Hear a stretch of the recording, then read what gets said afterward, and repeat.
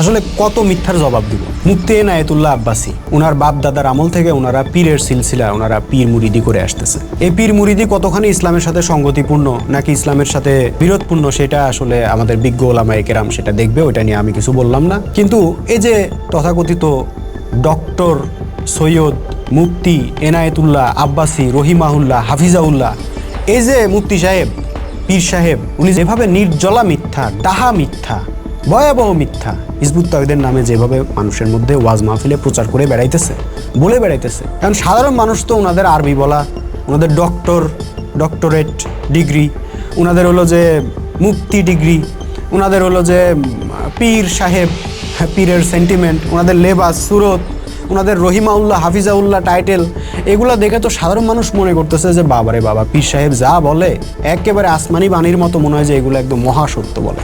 এখানে চুল পরিমাণ মিথ্যা কথা পীর সাহেব বলতেই পারে না। কিন্তু এই যে হিজবুত তাওহীদের নামে উনি ওয়াজ মাহফিলে এই যে ডাহা মিথ্যা কথাটা বলে দিল, উনি বলল যে হিজবুত তাওহীদ হাদিস মানে না। আপনারা শোনেন কিভাবে ডাহা মিথ্যা কথাটা কিভাবে বলছেন।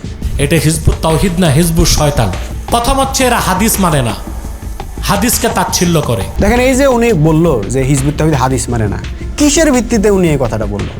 হিজবুত তাওহীদ আন্দোলন যে কর্মসূচি মোতাবেক হিজবুত তাওহীদ আন্দোলন পরিচালিত হইতেছে, এই কর্মসূচিটাই হিজবুত তাওহীদ একটা হাদিস থেকে নিয়ে যায়। হাদিস এটা হিজবুত তাওহীদের বই অন্তত 50টার মতো হিজবুত তাওহীদের বই পুস্তক আছে। হিজবুত তাওহীদের প্রতিষ্ঠাতা ইমামুজ্জামান জনাব মোহাম্মদ বায়েজিদ খান পন্নীর লেখা বই, বর্তমান ইমামের লেখা বই, আপনি দেখেন না প্রায় 50টার মতো বই আছে, আপনি সংগ্রহ করেন। প্রত্যেকটা বই, একটা বই আপনি দেখাইতে পারবেন না, একটা বই পাবেন না যে বইতে হাদিসের রেফারেন্স নাই। প্রত্যেকটা বইতে যেমন কোরআনের রেফারেন্স আছে, পাতায় পাতায় কোরআনের আয়াত আছে, ঠিক একইভাবে পাতায় পাতায় হাদিসের রেফারেন্স আছে, হাদিস আছে। আমরা যে হাদিস মানে না, এই যে কথাটা, এই কীভাবে উনি বলতে পারলো এই কথাটা? তারপর দাজ্জাল নিয়ে উনি কি বললো দেখেন, হিজবুত তাওহীদ নাকি দাজ্জাল বিশ্বাস করে না, দাজ্জাল বলতে কিছু নাই। এদের বদ আকীদাগুলোর একটা হচ্ছে যে দাজ্জাল বলতে কিছু নাই, ডাহা মিথ্যা কথা। এই যে দেখেন আপনার স্ক্রিনে দেখেন একটা বই, আমাদের আন্দোলনের প্রতিষ্ঠাতা ইমামুজ্জামান জনাব মোহাম্মদ বায়েজিদ খান পন্নীর লেখা বই, দাজ্জাল ইহুদি খ্রিস্টান সভ্যতা।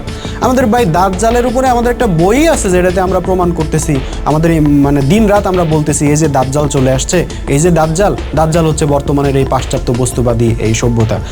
দিন রাত আমরা প্রচার করতেছি, বলে কিনা যে আমরা নাকি বলছি যে দাজ্জাল বলতে কিছুই নাই। এই ধরনের আন্দাজে কথা বলে বইলেই তো বিভিন্ন এই যে টক শোতে যে দৌড়ায় যে যান, যে এই যে সেকুলারদের কাছে অন্যদের কাছে এই যে মানে ধোলাই খান, রাস্তা নাবুদ হন, এটা তো এই আন্দাজে কথা বলার কারণে। আন্দাজে কথা বলার অভ্যাস কি বাদ দেওয়া যায় না? এই মিথ্যা কথা বলার অভ্যাস কি বাদ দেওয়া যায় না? দেখেন এই মিথ্যা কথা বলা এগুলো কিন্তু কোনো ছোটোখাটো ব্যাপার না। আর পবিত্র কোরআনে আল্লাহ বলছেন আলেমরাই আল্লাহকে ভয় করে। তাইলে আলেমরাই আল্লাহকে ভয় করবে, আল্লাহর দেওয়া সত্য মিথ্যার মানদণ্ড আলেমরা সবচেয়ে বেশি অনুসরণ করবে। সত্য তার নিজের বিরুদ্ধে গেলেও তিনি সেই সত্য কথা উচ্চারণ করবেন, মিথ্যা তাকে সাময়িকভাবে উপকৃত করলেও তিনি মিথ্যা বর্জন করবেন। তারা হচ্ছে আলেম, তাই না? তো তাইলে এই যে ডাহা মিথ্যা কথা, নির্জলা মিথ্যা, ভয়ঙ্কর মিথ্যা কথাগুলো যে ওনারা বলে দিতেছেন, এটা মানুষ আপনারা একটু যাচাই করলেই তো এই সত্যটা বের করে ফেলতে পারে। আমি তো বললাম আপনারা আমাদের বইগুলো নেন না, বইগুলো পড়েন। আচ্ছা আমাদের জনসভাগুলোর বক্তব্য তো আপনারা শোনেন, আমাদের মাননীয় ইমামের বক্তব্য আপনারা শোনেন। কোনো একটা বক্তব্য পাইছেন যে বক্তব্যের মধ্যে ইমাম হাদিসের রেফারেন্স দেন নাই, হাদিসের বাণী উল্লেখ করেন নাই?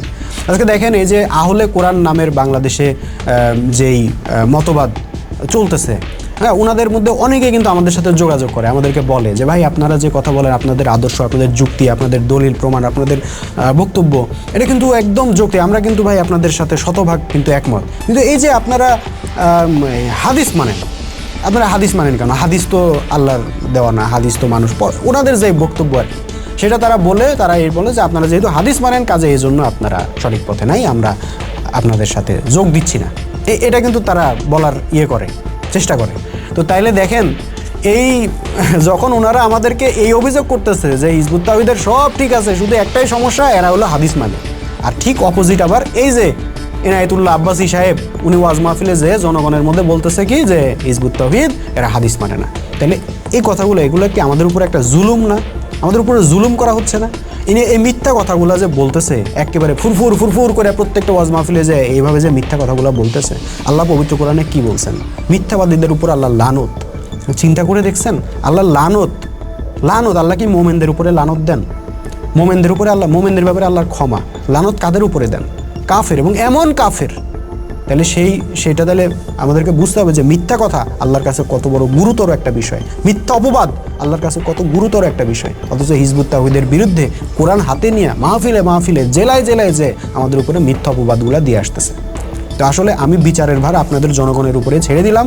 শুধু এতটুকুই বলি যে ভাই, যাচাই বাছাই ছাড়া এভাবে যে কারো কথা বিশ্বাস করেন না। তার লকব দেখে, তার পদবি দেখে, তার ডক্টরেট ডিগ্রি দেখে, তার চেহারা বেশভূষা দেখে, তার ওই দামাত বারাকাতুহুম, ওই হচ্ছে যে রহিমাহুল্লাহ, হাফিজাউল্লাহ, শায়েক, পীর সাহেব, মুফতি, মাওলানা, মুহাদ্দিস, এইসব টাইটেল দেখে ভাই যদি বিশ্বাস করেন, যদি অন্ধভাবে যদি এদের কথা যদি নেওয়া শুরু করেন, তাহলে কিন্তু ভাই ওদের যা অবস্থা হবে আপনাদেরও সেই অবস্থা হবে। আমরা আল্লাহর দেওয়া মানদণ্ড মোতাবেক, আল্লাহ পবিত্র কোরআনে বলছেন কোনো ফাসিক ব্যক্তি কোনো খবর নিয়ে আসলে অবশ্যই যাচাই বাছাই করে দেখতে হবে। আল্লাহ রসুল বলছেন হাদিসে, কোনো ব্যক্তির মিথ্যাবাদী হওয়ার জন্য এতটুকুই যথেষ্ট যে সে যা শোনে তাই প্রচার করে, যাচাই বাছাই করে না। তো অবশ্যই এদের কথা যাচাই বাছাই করবেন। আর হিজবুত তাওহীদের ব্যাপারে আমরা পরিষ্কারভাবে বলতেছি ভাই, আমরা হাদিস মানি না, এটা চরম ভিত্তিহীন কথা। আমরা পবিত্র কোরআন যেমন মানি, আমরা হাদিস মানি, আমরা ইজমা, কিয়াস, কোরআন, হাদিস, আমরা সব কিছুতে আমরা বিশ্বাস করি। এবং হাদিসের ক্ষেত্রে যেটা একেবারে জাল হাদিস, এটা তো ভাই সবার ক্ষেত্রেই, এটা জাল হাদিস কে আবার মানে? সবাই তো বলে জাল হাদিস মানবে কেন? তো এই জাস্ট এতটুকুই। কিন্তু আমাদের নামে এরা কিন্তু এই অপবাদগুলো রটনা করতেছে। এই ব্যাপারে আপনারা সবাই সতর্ক থাকবেন, সজাগ থাকবেন এবং এই মিথ্যার বিরুদ্ধে আপনারা প্রতিবাদ করবেন। আপনারা প্রশ্ন করবেন যে হুজুর যে কইলেন এটা কোথায়, কিসের ভিত্তিতে করলেন? ওদের বক্তব্যের মধ্যে তো ওরা হাদিস বলে, ওদের লেখার মধ্যে তো হাদিস, ওদের কর্মসূচি হাদিস, তাহলে আপনি এদের বিরুদ্ধে মিথ্যা কথা কেন বলতেছেন? আপনার সাথে তাদের যদি কোনো দ্বিমত থাকে, কোনো জায়গায় কোনো প্রবলেম থাকে, কোনো বিষয়ে আপনাদের থাকে, তো দ্বিমত তো থাকতেই পারে। বাংলাদেশে এত শত শত ইসলামী দল, তাহলে সবাই কি একমত? ছোটোখাটো ব্যাপার নিয়েও তো দ্বিমত, তো সারাদিন আমরা তো দেখতেছি কত বিষয়ে দ্বিমত, কত বিষয়ে তাদের মতভেদ। তো মতভেদ যদি আপনার হিজবুত তাওহীদের সাথে থাকে, তাহলে যে বিষয়ে আপনার বক্তব্য আছে আপনি সেটা বলেন, যে হিজবুত তাওহীদ বলে এটা, আমি বলি এইটা। আমরা সাধারণ মানুষ, আমরা যাচাই বাছাই করে সিদ্ধান্ত নিব। যেটা হিজবুত তাওহীদ বলে না, আপনি হিজবুত তাওহীদের নামে এটা প্রচার করতেছেন কেন? এই মিথ্যা অপবাদ কেন দিতেছেন? মিথ্যা কথা কেন বলতেছেন? আপনারা এদেরকে প্রশ্ন করবেন। আপনারা প্রশ্ন না করলে এরা সোজা হবে না, এরা মিথ্যা কথাগুলো বলতেই থাকবে। আর মিথ্যা কথা বলা যখন এদের স্বভাব হয়ে যাবে, এরা সব জায়গায় মিথ্যা কথা বলবে এবং এরা নিজেরাও নিজেদের ডুবাবে, ইসলামকেও এরা দুর্নাম করে ছাড়বে। তো আজকের মতো বিদায় নিচ্ছি। আল্লাহ হাফেজ। সালামু আলাইকুম ওয়া রাহমাতুল্লাহি ওয়া বারাকাতুহু।